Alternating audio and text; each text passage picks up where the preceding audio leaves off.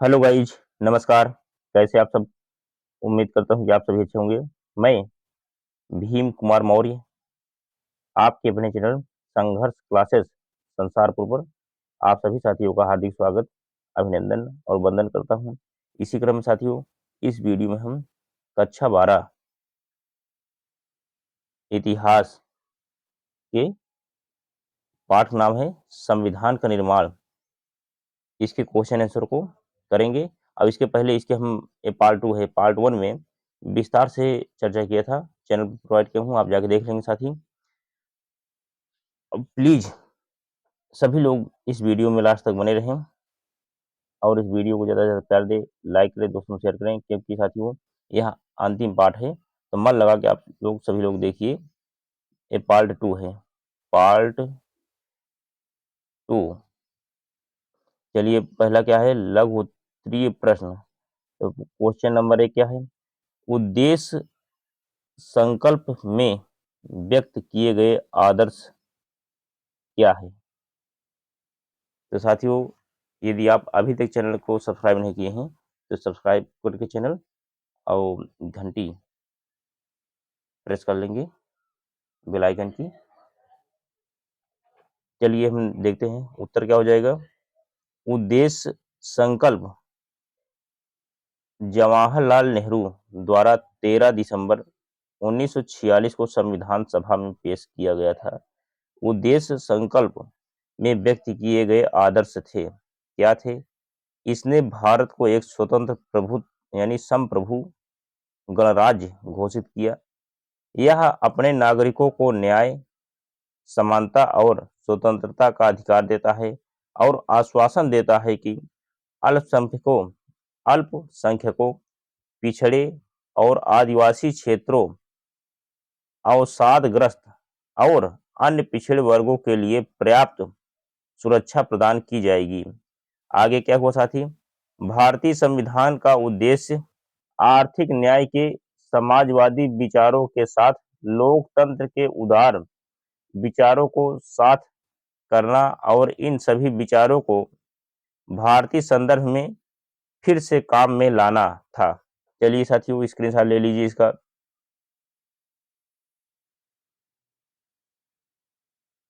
चलिए आगे, question number 2 है क्या? अल्पसंख्यक शब्द को विभिन्न समूहों द्वारा कैसे परिभाषित किया गया? उत्तर क्या हो जाएगा? एनजी रंगा ने कहा कि असली अल्पसंख्यक देश की जनता है। ये लोग इतने निराश और प्रताड़ित और दमित है कि वे सामान्य नागरिक अधिकारों का लाभ नहीं उठा पा रहे हैं, प्रारंभिक शिक्षा तक पहुंच नहीं है। ये वास्तविक अल्पसंख्यक हैं जिन्हें सुरक्षा की आवश्यकता है। क्वेश्चन नंबर 3 देखिए, प्रांतों को अधिक से अधिक शक्तियों के पक्ष में क्या तर्क थे? उत्तर, प्रांतों को अधिक से अधिक शक्ति के पक्ष में तर्क थे। यदि केंद्र को जिम्मेदारियों से भर दिया गया था केंद्र को जिम्मेदारियों से भर दिया गया था तो यह प्रभावी रूप से कार्य नहीं कर सका। इसे अपने कुछ कार्यों से मुक्त करके और उन्हें राज्यों में स्थानांतरित करके केंद्र को और मजबूत बनाया जा सकता है था। आगे क्या हुआ साथी? यह महसूस किया गया कि शक्तियों का प्रस्तावित आवंटन उन्हें अपंग कर देगा। चलिए स्क्रीनशॉट लीजिए। अब आगे नेक्स्ट क्वेश्चन है, महात्मा गांधी ने क्यों सोचा कि हिंदुस्तानी राष्ट्रभाषा होनी चाहिए? उत्तर, महात्मा गांधी ने महसूस किया कि हर किसी को ऐसी भाषा में बात करनी चाहिए जिसे आम लोग आसानी से समझ सके। हिंदुस्तानी हिंदी और उर्दू का मिश्रण भारत के लोगों के बड़े हिस्से की एक लोकप्रिय भाषा थी और यह विविध संस्कृतियों की बातचीत से समृद्ध एक समग्र भाषा थी। दीर्घ उत्तरीय प्रश्न क्या हो जाएगा साथी? दीर्घ उत्तरीय प्रश्न नंबर 5 क्या है? क्वेश्चन नंबर, किन ऐतिहासिक ताकतों ने संविधान का स्वरूप तय किया? उत्तर क्या हो जाएगा? संविधान का स्वरूप तय करने वाले ऐतिहासिक बल थे। संविधान बनाने से पहले के वर्षों में असाधारण रूप से बहुत बड़ी आशा का समय था, लेकिन निराशा को भी खारिज कर दिया। हालांकि भारत स्वतंत्र कर दिया गया था, लेकिन इसे भी, चलिए स्क्रीनशॉट लीजिए साथी।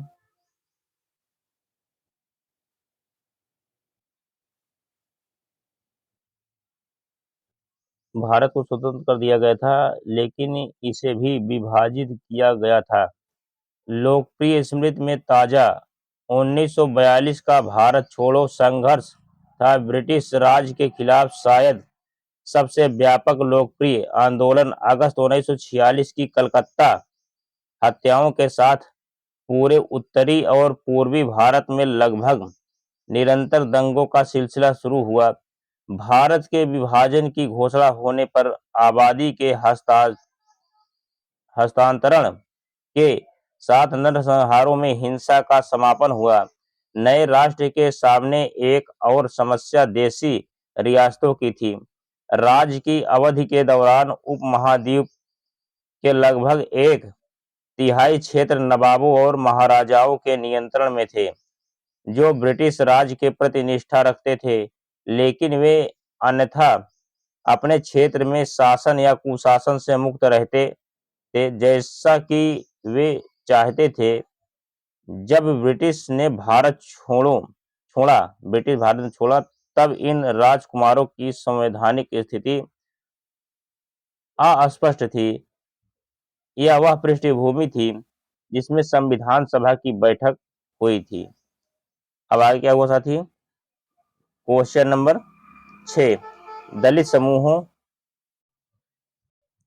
समूहों की सुरक्षा के पक्ष में किए गए विभिन्न तर्कों पर चर्चा करें। उत्तर क्या हो जाएगा? दलित समूहों की सुरक्षा के पक्ष में किए गए विभिन्न, चलिए स्क्रीनशॉट लीजिए साथी। चलो यहाँ पे है पूरा। किए गए तर्क, विभिन्न तर्क थे। एक, राजनीतिक ढांचा तैयार करने की आवश्यकता थी जिसमें अल्पसंख्यक दूसरों के साथ तालमेल बनाकर रह सके और समुदायों के बीच मतभेद कम से कम हो सके। अल्पसंख्यक मतलब मुस्लिम होता है, इस्लाम धर्म। तब यह तभी संभव था जब अल्पसंख्यकों का राजनीतिक व्यवस्था के भीतर अच्छी तरह से प्रतिनिधित्व किया जाता है, किया जाता था, उनकी आवाज सुनी जाती थी और उनके विचारों को ध्यान में रखा जाता था। केवल अलग मतदाता यह सुनिश्चित करेंगे कि देश के शासन में मुसलमानों की एक सार्थक आवाज है। गरीब और दलित, आदिवासी, अन्य पिछड़ा वर्ग, अछूतों को अल्पसंख्यक और दलित समूह माना जाता था, क्योंकि उनके पास मूल अधिकारों के प्रारंभिक शिक्षा तक पहुंच नहीं थी। ऐसी परिस्थितियां बनाना आवश्यक था जहां इन संवैधानिक रूप से निहित अधिकार का प्रभावी ढंग से आनंद उठाया जा सके। यह भी तर्क दिया गया था कि अछूतों की समस्या को केवल सुरक्षा उपायों और सुरक्षा के माध्यम से हल नहीं किया जा सकता है। उनकी विकलांगता सामाजिक मानदंडों और जाति के समाज के नैतिक मूल्यों के कारण हुई। चलिए स्क्रीनशॉट लीजिए साथी। जाति समाज के नैतिक मूल्यों के कारण हुई। अब नेक्स्ट देखिए,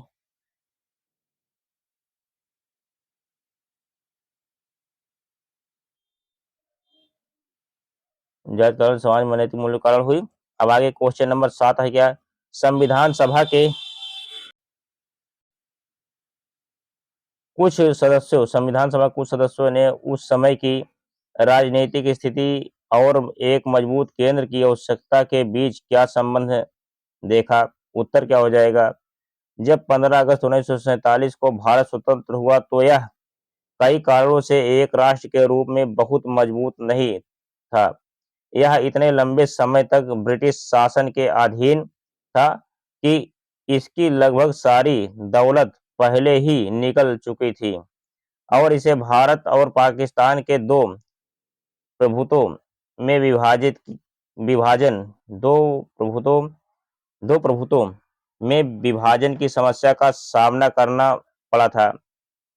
केवल राज्यों को ही नहीं बल्कि केंद्र को भी मजबूत करने के लिए शक्तियों का एक पुनर्स्थापन आवश्यक था। प्रांतों की अधिक शक्ति के तर्क ने विधानसभा में एक मजबूत प्रतिक्रिया को उकसाया।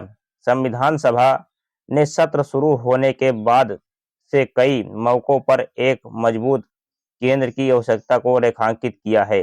चलिए स्क्रीनशॉट लीजिए।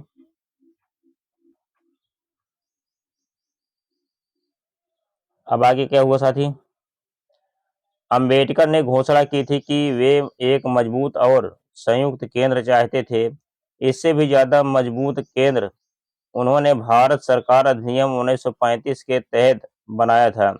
दंगों और हिंसा के सदस्यों को याद दिलाते हुए कि देश को अलग थलग कर रहे थे, कई देशों ने बार बार कहा था कि सांप्रदायिक उन्माद को रोकने में सक्षम बनाने के लिए केंद्र की शक्तियों को बहुत मजबूत करना पड़ा। संयुक्त प्रांत के सदस्यों में से एक द्वारा यह भी तर्क दिया गया कि केवल एक मजबूत केंद्र ही देश की भलाई के लिए योजना बना सकता है, उपलब्ध आर्थिक संसाधनों को जुटा सकता है, एक उचित प्रशासन स्थापित कर सकता है और विदेशी आक्रमण के खिलाफ देश की रक्षा कर सकता है। चलिए स्क्रीनशॉट लीजिए साथी। अब आगे क्या हुआ?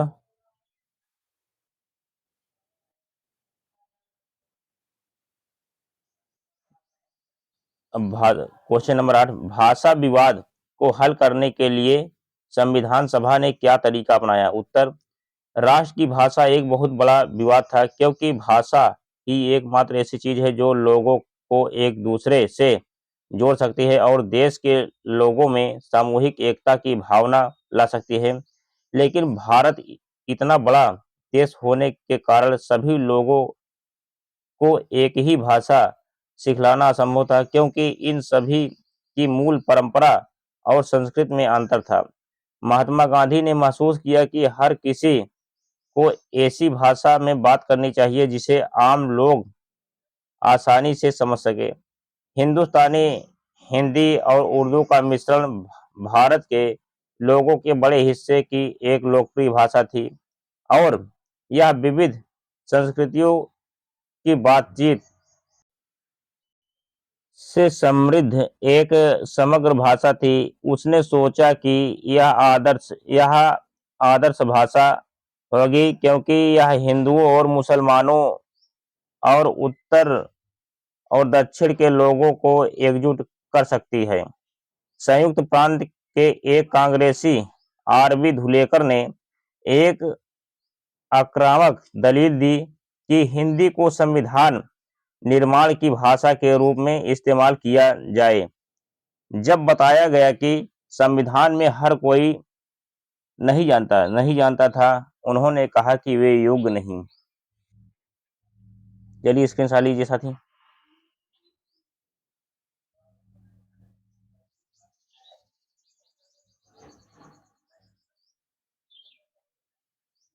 अब क्या है?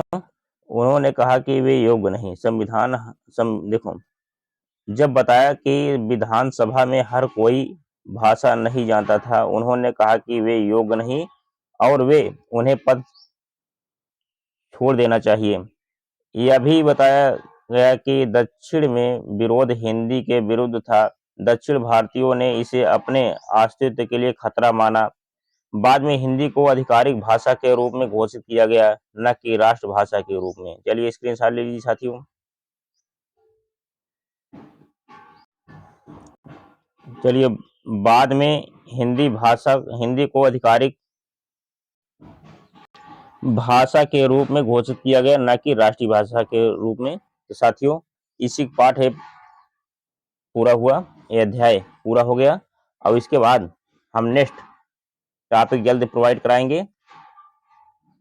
अन्य सब्जेक्ट का। तो साथियों, आप सभी लोग इस वीडियो को ज़्यादा से ज़्यादा प्यार दें, लाइक करें, दोस्तों में शेयर करें, क्योंकि यह हिस्ट्री क्लास 12 की हुई पूरी अब, और इसे आप देखिए और पूरा अध्ययन करिए। अध्ययन करने के बाद आप इसके क्वेश्चन को अपने दिमाग में बढ़िया से बैठा लीजिए, ताकि एग्जाम में बैठें तो आप अच्छे नंबर से करके पास हो जाएं। तो साथियों, इसी के साथ चलिए मैं अपनी वाणी को विराम देता हूं और मैं आपके उज्जवल भविष्य की कामना करता हूं। अब जय हिंद, जय भारत, वंदे मातरम।